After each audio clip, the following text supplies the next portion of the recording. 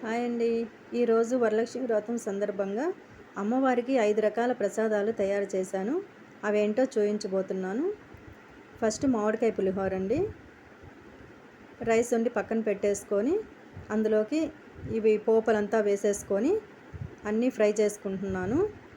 ఏదో ఈ వీడియో సింపుల్గా పెట్టేసుకుంటున్నానండి. అన్నీ జస్ట్ అలా చూయించేసి పిండి వంటలు.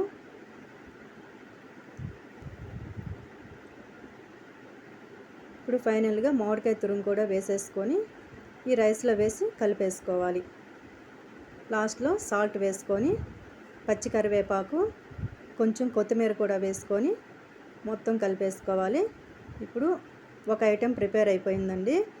రెండవది పొంగలి కూడా ప్రిపేర్ అయిపోయింది. లాస్ట్లో కొంచెం పచ్చకర్పూరం వేసేసుకోవాలి.